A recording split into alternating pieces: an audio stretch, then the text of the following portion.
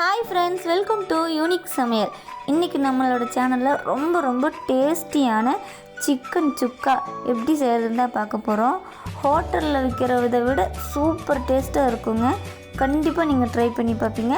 சிம்பிளாக நம்ம வீட்டில் இருக்கக்கூடிய இன்க்ரீடியன்ட்ஸ் வச்சே நம்ம செய்ய போகிறோம். இப்போ முதல்ல நம்ம க்ளீன் பண்ணி வச்சுருக்க சிக்கன் எடுத்துக்கலாம். இது கூட இஞ்சி பூண்டு பேஸ்ட்டு சேர்த்துக்கலாம். ஒரு 1.25 ஸ்பூன் அளவுக்கு மிளகாத்தூள் சேர்த்துக்கலாம். இது கூடயே ஒரு 1/2 ஸ்பூன் அளவுக்கு மஞ்சத்தூள் சேர்த்துக்கலாம். இப்போ இது கூடயே ஒரு 3 ஸ்பூன் அளவுக்கு மல்லித்தூள் சேர்த்துக்கலாம். 1 ஸ்பூன் அளவுக்கு பட்டை கிராம்பு ஏலக்காய் பொடி சேர்த்துக்கலாம். இது கூடயே சுவைக்கு தேவையான அளவுக்கு உப்பு சேர்த்துக்கலாம். இப்போ ஒரு 1/2 கப் அளவுக்கு தயிர் சேர்த்துக்கலாம். இப்போ இது எல்லாத்தையும் நம்ம நல்லா மிக்ஸ் பண்ணி விட்டுறலாம்.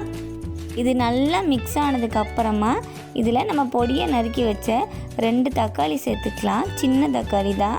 இது இப்போ நம்ம நல்லா கையாலேயே மசித்து நல்லா பிசைஞ்சு விட்டுறலாம். இது நல்லா மிக்ஸ் ஆன உடனே இதில் ஒரு சின்ன கரண்டி அளவுக்கு தேங்காய் எண்ணெய் சேர்த்துக்கலாம். தேங்காய் எண்ணெய் சேர்த்து இப்போ இதை நம்ம நல்லா மிக்ஸ் பண்ணி விட்டுறலாம். நல்லா மிக்ஸ் ஆனதும் இது கொஞ்சம் நேரம் ஊறணும்.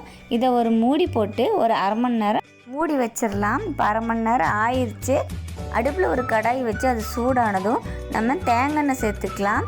இதில் கொஞ்சம் சோம்பு, அடுத்ததாக கொஞ்சம் கருவேப்பிலை சேர்த்துக்கலாம். அது கூடவே கீரி வச்ச 2 பச்சை மிளகாய் சேர்த்துக்கலாம்.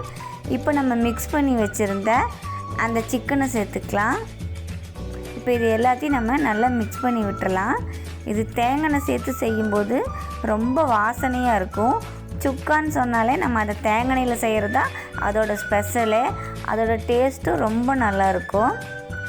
இப்போ இதை மிக்ஸ் பண்ணி விட்டுட்டு தண்ணி ஒரு 1/2 டம்ளர் விட்டாலே போதும்.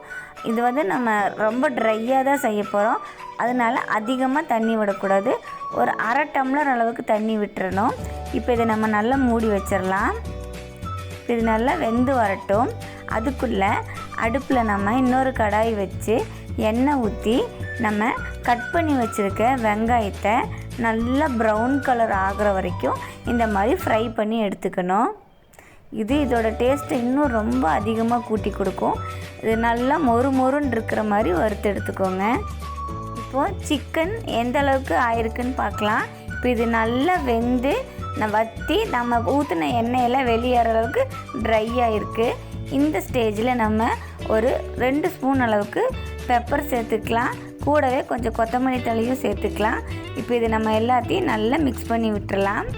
இந்த குருமிளகு தூளில் தான் இதோட காரம் ஜாஸ்தி பண்ணணும். அதுதான் இதோட டேஸ்ட்டு ரொம்ப சூப்பராக இருக்கும். இப்போ இது எல்லாத்தையும் நம்ம நல்லா மிக்ஸ் பண்ணியாச்சு. இப்போ தான் நம்மளோட ஸ்பெஷல் இன்க்ரீடியன்ஸான இந்த ஃப்ரை பண்ணி வச்சுருந்த ஆனியனை சேர்த்த போகிறோம். இப்போ இது கூட சேர்த்துக்கலாம். கொஞ்சம் மட்டும் எடுத்து வச்சுட்டு மிச்சத்தை ஃபுல்லாக நம்ம இதில் சேர்த்துக்கலாம். சேர்த்து இப்போ இதை நம்ம நல்லா மிக்ஸ் பண்ணி விட்டுறலாம். இப்போ இந்த வெங்காயம் எல்லா பக்கம் மிக்ஸ் ஆகி நம்ம இந்த சிக்கன் சாப்பிடும்போது கூடவே மொறுன்னு இந்த வெங்காயத்தோட டேஸ்ட்டும் சாப்பிட்றதுக்கு ரொம்ப நல்லாயிருக்கும். இப்போ இது நல்லா மிக்ஸ் ஆகிடுச்சு. இப்போ நம்முடைய சிக்கன் சுக்கா சூப்பராக ரெடி ஆயிடுச்சு. இப்போது இந்த மாதிரி ஒரு தட்டில் போட்டுக்கலாம். இப்போ இதை நம்ம பரிமாறும்போது நம்ம எடுத்து வச்சுருந்த மிச்ச வெங்காயத்தையும் இது மேலே தூவி கொஞ்சம் கொத்தமல்லியும் தூவி அடுத்ததான் நம்ம டெக்கரேஷனுக்காக ஒரு 4 பச்சை மிளகாய் இந்த மாதிரி வச்சு நம்ம டேபிளில் வச்சு கொடுத்தோம்னா பார்க்குறக்கும் சூப்பராக இருக்கும்.